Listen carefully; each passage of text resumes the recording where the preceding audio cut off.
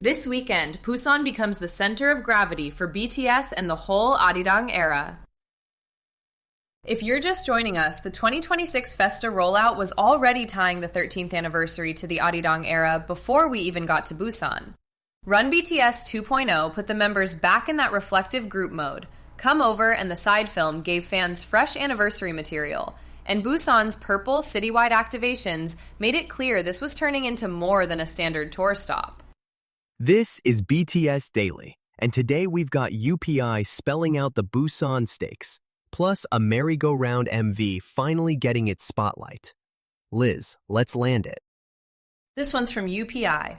K-pop supergroup BTS will begin the Busan leg of its ARIRANG World Tour Friday, returning to the southern South Korean port city alongside its global fan base known as ARMY. The group will perform at Busan Asiad Main Stadium on Friday and Saturday, with the shows expected to draw a combined audience of around 110,000. Tickets for both shows have sold out. Okay, UPI just put it in writing. Busan Asiad Main Stadium, Friday and Saturday, 110,000 across 2 nights, sold out. So this is the official launch point of the ARIRANG World Tour. The anniversary energy is there, but the tour starts here. And it lands on the 13th debut anniversary. The calendar fact I've been circling all week. That's why Busan as the launch city feels so charged. And the receipt for scale? The North American leg alone pulled 840,000 across 15 shows. So 110,000 in one weekend at home. That's the room finally matching the moment. It's also the same venue where they last performed before military service. RM told Big Hit he was very happy to be back home. And after 3 years away from Busan, yeah, that line hits different. You can feel the arc closing. From Dia Mukherjee at Outlook Respawn. K-pop powerhouse BTS will be releasing an exclusive music video for their track Merry-Go-Round on June 19, 2026 at 6 p.m. KST, marking the next chapter of their latest global rollout, ARIRANG. According to Spotify's social media post, the video will premiere exclusively on the music streaming platform, acting as the centerpiece for its current promotional campaign designed to support the 7-member band's return. Okay, so Merry-Go-Round finally gets a video, June 19th, 6 p.m. KST, premiering exclusively on Spotify.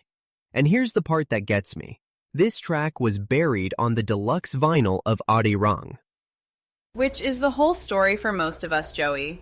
If you didn't drop the cash on the physical deluxe, you've never actually had this song.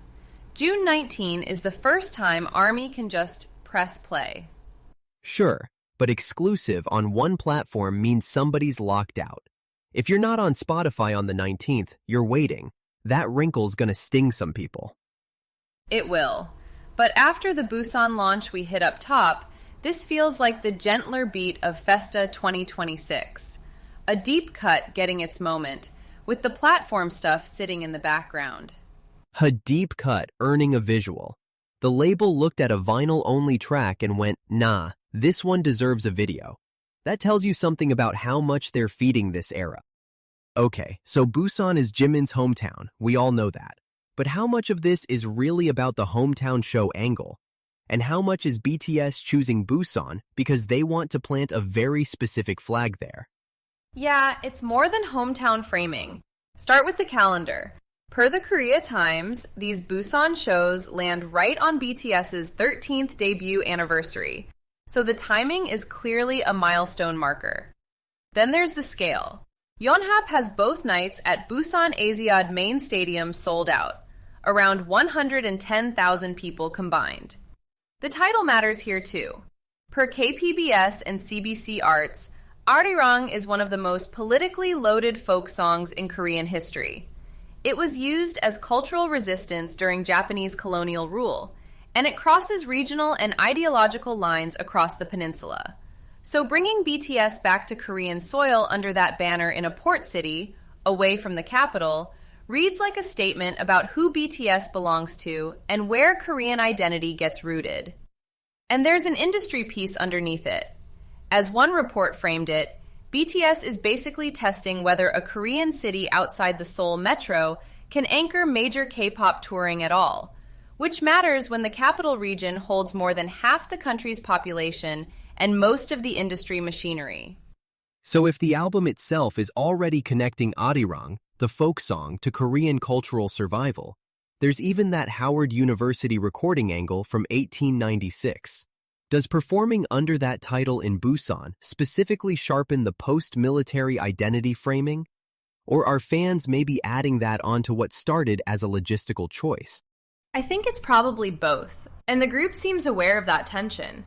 The Korea Times notes that nearly 4 years have passed since BTS last stood on a stage in Busan, and that the city, quote, has not been forgotten.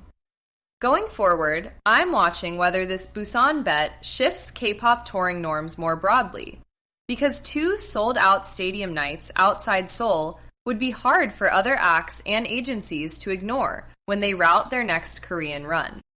If your K-pop radar goes beyond BTS, check out New Jeans Daily Podcast, a bunnies briefing on Minji, Hani, Danielle, Hidden, and Haein, with Comeback Watch, Adore, Hybe updates, music signals, and K-pop news. Find it wherever you listen to podcasts. Next up, we're watching June 19 at 6 p.m. KST, when Spotify premieres BTS's exclusive Merry-Go-Round music video. As always, links to every story from today are in the show notes, so if something made you pause, you can go straight to the source. That's BTS Daily Podcast for today. This is a Lantern Podcast.